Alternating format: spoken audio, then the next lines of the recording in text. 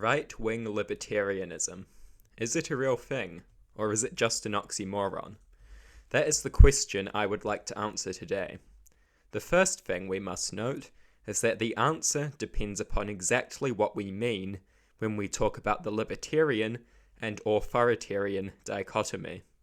If we mean more state authority versus less state authority, as many traditional definitions do, then right-wing libertarianism is a real thing. Some right-wing ideologies promote a small state with a lack of regulation and control over the economy and people's personal lives. These ideologies include anarcho-capitalism and more moderate laissez-faire style ideologies, which still have a state but one that is minimized to the greatest possible extent. The issue, however, is that I think this way of defining the libertarian versus authoritarian dichotomy is deeply flawed. This definition only considers the state. It ignores the threat to liberty posed by private entities and certain cultural and social ideas and norms in society. I think we need a definition that takes into account all threats to liberty. A superior distinction would be the following. Libertarian ideologies try to lessen external control over the individual. Authoritarian ideologies promote or exacerbate external control over the individual. I think this definition is more nuanced and effective as it takes into account any threat to liberty, rather than just the state.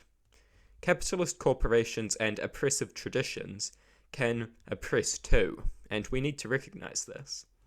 As libertarians, we should be ready to respond to any threat to liberty, not just state-based threats.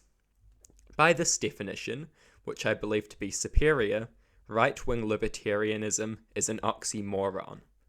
Right-wing ideologies necessarily believe in hierarchy. Otherwise, they would be left-wing. This is a defining feature of the right. Even so-called libertarian right-wing ideologies still argue for systems that lead to great deals in the power of capitalists who frequently oppress people. These people have a great deal of power under right-wing libertarian systems, which they use to oppress people. Many of them also argue for oppressive traditions and social ideas, which similarly threaten liberty. They are normally fine with external actors controlling the individuals to quite an extent.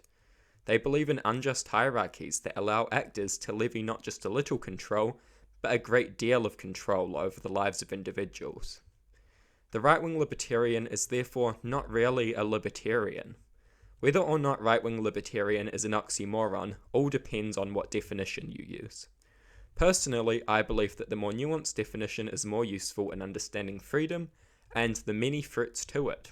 Therefore, I think right-wing libertarian is an oxymoron. Feel free to give your thoughts on what definition is better in the comments.